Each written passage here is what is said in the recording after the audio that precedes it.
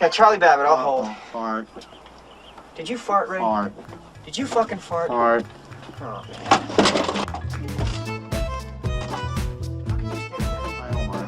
Did you know that in the 1992 horror film Candyman, the bees pouring out of Tony Todd's mouth were real? The filmmakers opted for live bees instead of special effects for authenticity. Actor Tony Todd, who played Candyman, had live bees put in his mouth for the film's infamous scene and was stung almost 30 times. He was paid $1,000 per bee sting, ultimately earning $27,000 for the experience. Although Alfred Hitchcock used real birds in the final scene of The Birds, the lead actress Tippi Hedren was told the birds would be fake. However, they turned out to be real, and for a week, 2 handlers threw real birds at her. Unfortunately, she had to seek medical help.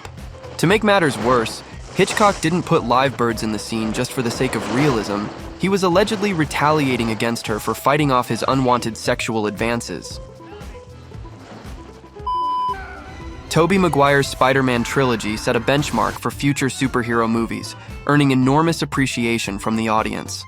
Among the many memorable moments, the tray catch scene stands out as iconic.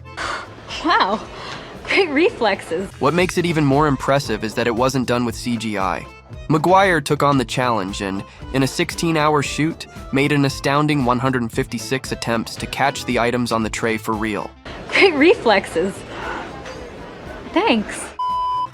Did you know 40 squirrels were trained to crack nuts in Charlie and the Chocolate Factory? Even with sophisticated CGI, director Tim Burton didn't want to take any shortcuts and wanted it all to look as lifelike as possible.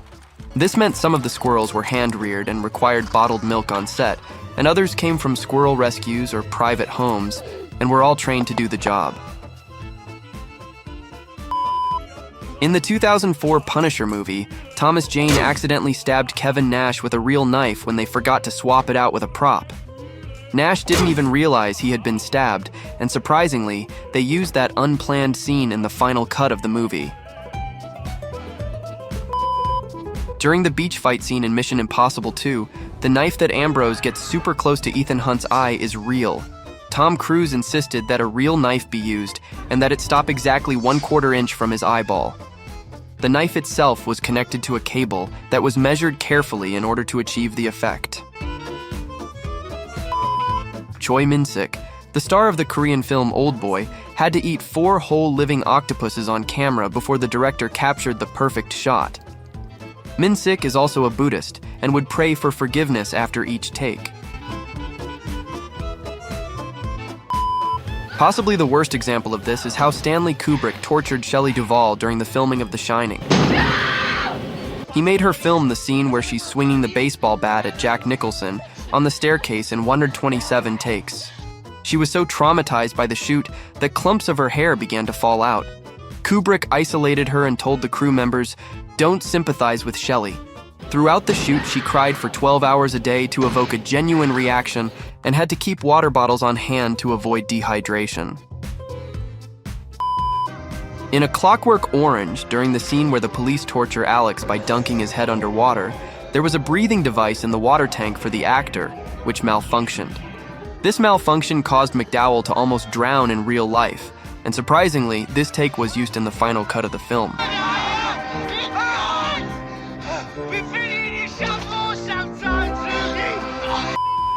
In the famous pool scene from Fast Times at Ridgemont High, Judge Reinhold is caught pleasuring himself in the pool house by Phoebe Cates. What makes the scene memorable is Kate's shocked face when she walks in on him. Oh, wait just a minute. To make her reaction authentic, Judge Reinhold allegedly brought a large dildo to set and had it in Kate's sightline when she entered the room, without warning her first, of course. Oh, wait just a minute. While shooting a scene in the recent action rom-com Shotgun Wedding, Jennifer Lopez's wedding dress accidentally got caught in the wheel of a car near a cliff. During the filming, her dress was pulled under for real. Lopez cried out for co-star Josh Duhamel, who pulled her to safety.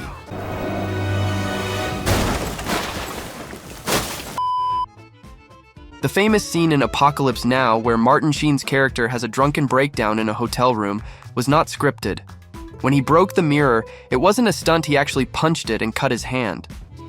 The reason for so many cuts after Willard punches the mirror is that director Francis Ford Coppola kept wanting to stop the cameras and get a nurse on him. Sheen, blindly drunk, continuously argued and refused, and he ended up doing the rest of the scene. During the filming of The Fellowship of the Ring, actor Billy Boyd got a surprise during the scene where he and Mary steal Gandalf's dragon firework. Boyd didn't know the firework would shoot into the sky while he was in front of it, leading to his genuinely terrified scream. It's your idea! In the movie Rain Man, there's a memorable scene in a phone booth where Dustin Hoffman unexpectedly farts and Tom Cruise gets annoyed. Did you fart, Ray? Fart. Did you fucking fart? Fart.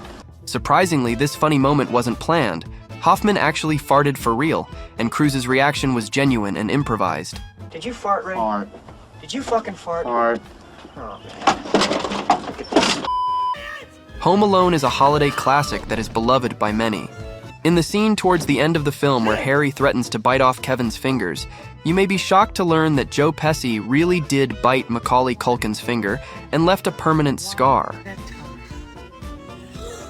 During rehearsal, he actually bit me, and I still have the scar. I didn't even realize it till recently, and there it is, the little thing. While shooting a scene for Foxcatcher, Channing Tatum was supposed to break a prop mirror during a mental breakdown in a hotel room. However, he smashed the mirror so hard that he ended up breaking the wall behind it. Despite bleeding from his forehead, Tatum continued to act out the scene without stopping. Sigourney Weaver actually made the no-look basketball shot in Alien Resurrection. The shot was originally meant to show her throwing the ball behind her, with the hoop to be added in post-production. The reaction of the crew is genuine, and Ron Perlman accidentally broke character, which ended up getting edited out.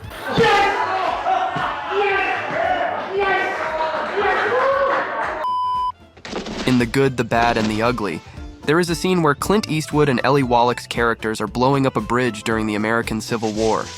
The bridge blowing up was a real stunt, and you can see a chunk smash into a sandbag just next to Clint Eastwood. The Bond film Skyfall began with a breathtaking fight between Daniel Craig and Rapace on top of a speeding train. The train fight wasn't shot on a constructed set against a blue screen or anything of the sort. Instead, it was shot in Adana, Turkey, on a real speeding train. Craig and Rapace were attached to safety wires, of course, but they performed the bulk of their own stunts. In Mary Poppins Returns, the magic bathtub that Mary Poppins disappears into had a slide hidden underneath the bubbles. Emily Blunt fell into the tub backward, went down the slide, and then landed on a mat. Off we go. In The Dreamers, the scene where Eva Green's hair catches fire was not scripted. The actress acted so naturally that the director Bernardo Bertolucci decided to leave it in. Are you staying? In Over the Top, there's real footage of an arm wrestling tournament going on in Vegas. One of the arm wrestlers gets his arm broken in a loss, and it was left in the movie. Sylvester Stallone for Rambo 1 did his own stunt of jumping and falling through the tree during the helicopter scene, but after the second take, he broke his rib and refused to do a third.